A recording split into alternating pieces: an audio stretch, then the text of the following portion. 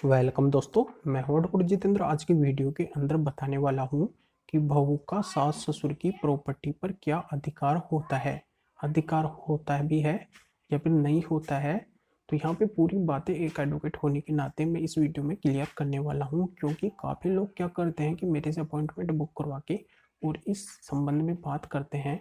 वो ये पूछते हैं कि सर, बहू का सास ससुर की प्रॉपर्टी में अधिकार है या फिर नहीं है। बहू क्या करती है कि यहाँ पे वो दावा करती है कि मैं इस प्रॉपर्टी में हिस्सा लूँगी। यहाँ पे क्या है कि जब दोनों का रिश्ता बिगड़ जाता है, हस्बैंड एंड वाइफ का, तो जब उनके फादर होते हैं हस्बैंड के, यानी कि बहू के जो सास ससुर होते हैं, उनकी टेंशन हो जाती है। तो होता क्या है कि उस टेंशन के लिए वो मेरे से अपॉइंटमेंट बुक करवाते हैं। काफ़ी यहाँ पे उनकी टेंशन रहती है, और यहाँ पे जो हस्बैंड है उसकी भी टेंशन रहती है कि ये मेरे माता पिता की जो प्रॉपर्टी है उसमें हिस्सा ले लेगी। ये सी मतलब कई टेंशन रहती है। ये बात मैं आप सभी के साथ में शेयर करना चाहता हूँ कि बहू का सास ससुर की प्रॉपर्टी पर अधिकार होता है या फिर नहीं होता है। पूरी जानकारी इस वीडियो के अंदर मैं क्लियर करने वाला हूँ, तो पूरा वीडियो बिल्कुल अंत तक आपको देखना है, तभी पूरी जानकारी आपके समझ में आएगी। उससे पहले बता दूं, इस चैनल को सब्सक्राइब नहीं किया है तो सब्सक्राइब भी कीजिए, बेल आइकन भी दबाइए, इस वीडियो को लाइक करके शेयर भी कर दीजिए। मेरे से बात करना चाहते हैं, कोई भी लीगल प्रॉब्लम है तो इस वीडियो के डिस्क्रिप्शन में नंबर दिए गए हैं, अपॉइंटमेंट लेके हम उससे बात कर सकते हैं। तो चलिए शुरू करते हैं।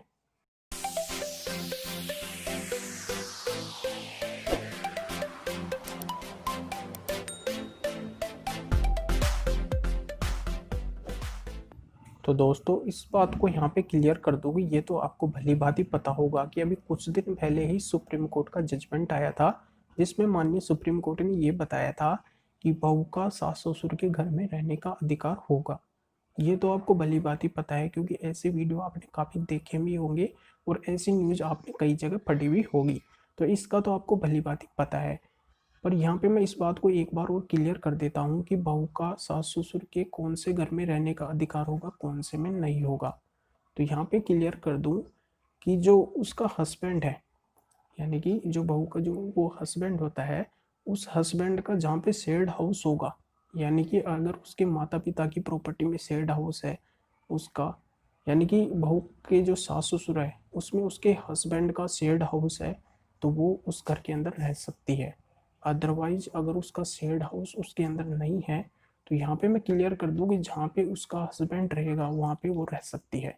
यानी कि जहाँ पे उसके हस्बैंड का शेयर्ड हाउस होगा वहीं पे वो रह सकती है, अदरवाइज वो उस जगह पे नहीं रह सकती है। यानी कि जहाँ पे हस्बैंड रहेगा, जहाँ पे चाहे वो किराए के मकान में क्यों ना हो, जहाँ पे हस्बैंड रहेगा वहीं पे वो बहू रह सकती है। तो ये बात तो आपके अच्छी तरह से समझ में आ गई होगी। तो अब मैं बात करने वाला हूँ कि सास ससुर की संपत्ति में या सास ससुर की संपत्ति पर बहू का अधिकार होता है या फिर नहीं होता है। तो यहाँ पे मैं क्लियर कर दूँ कि अगर सास ससुर की सेल्फ एक्वायर्ड प्रॉपर्टी है, यानी कि खुद के द्वारा अर्जित की हुई प्रॉपर्टी है, तो उसमें बहू का कोई राइट नहीं होता है। अगर सास ससुर चाहे तो बहू को प्रॉपर्टी दे सकते हैं, अन्यथा वो नहीं दे तो नहीं भी दे। यहाँ पे सास ससुर के ऊपर डिपेंड करता है, क्योंकि उनकी वो सेल्फ एक्वायर्ड प्रॉपर्टी है, वो किसको दें किसको नहीं दे ये उनके ऊपर डिपेंड करता है। अगर सास ससुर चाहे तो वो अपने बेटे को भी उस प्रॉपर्टी में कोई भी हिस्सा नहीं दे, ये भी उनके पास में एक राइट होता है, अधिकार होता है। तो ये पूरा डिपेंड करता है सास ससुर के ऊपर कि उनकी जो प्रॉपर्टी है वो किसको देना चाहते हैं, किसको नहीं देना चाहते हैं।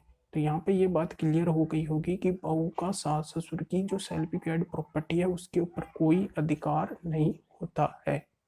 ये क्लियर हो गया होगा। तो यहाँ पे देखो काफ़ी बातें आती हैं, जो मैं यहाँ पे एक एक बात समझाऊंगा तो काफ़ी वीडियो लंबा हो जाएगा, पर यहाँ पे मैं क्लियर कर देता हूँ कि अगर उसके हस्बैंड का सास ससुर के जो घर है या फिर प्रॉपर्टी है उसमें उसके हस्बैंड का हिस्सा है, हस्बैंड का हिस्सा है, तो वो हिस्सा मिलेगा हस्बैंड को, वो हिस्सा मिलेगा हस्बैंड को। तो हस्बैंड अगर चाहे तो उस हिस्से को उसकी जो वाइफ है उसके नाम वो करवा सकता है। तो ये हस्बैंड के ऊपर डिपेंड करता है, यानी कि बहू के हस्बैंड का हिस्सा उसकी सास ससुर की प्रॉपर्टी में होता है। यानी कि जो हस्बैंड के जो माता पिता है उनकी प्रॉपर्टी में उसका हिस्सा होगा, हस्बैंड का हिस्सा होगा। पर यहाँ पे वो हिस्सा भी तभी हो सकता है जब यहाँ पे उसके माता पिता अगर उसको प्रॉपर्टी दें, तब वो हिस्सा हो सकता है। क्योंकि यहाँ पे वो प्रॉपर्टी सेल्फ एक्वायर्ड प्रॉपर्टी यानी कि खुद की कमाई हुई प्रॉपर्टी है।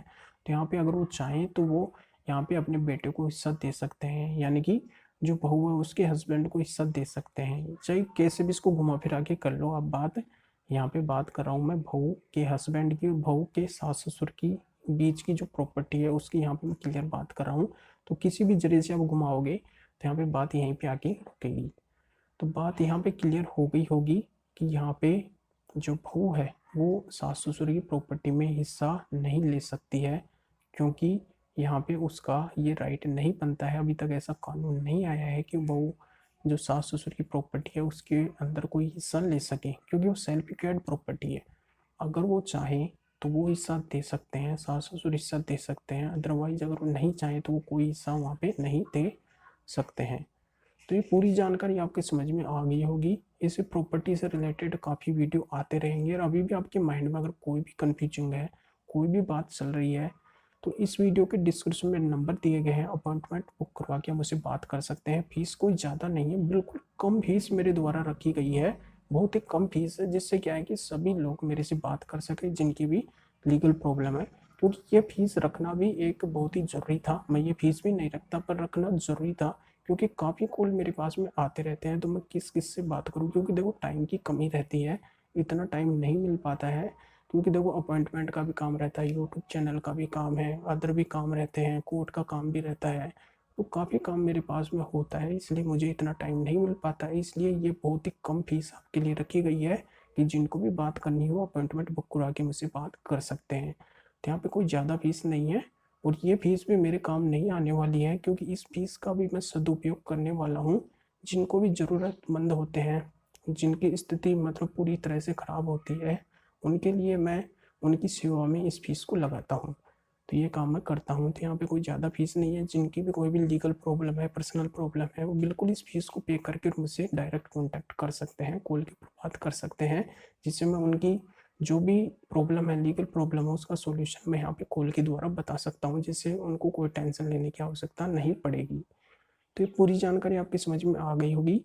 तो वीडियो को लाइक करके ज़्यादा से ज़्यादा शेयर कर दे, जो और लोगों को भी इस जानकारी का पता चल सके। तो फिर आगे मिलेंगे आपसे नए वीडियो नए टॉपिक के साथ में। आप सभी का बहुत बहुत धन्यवाद।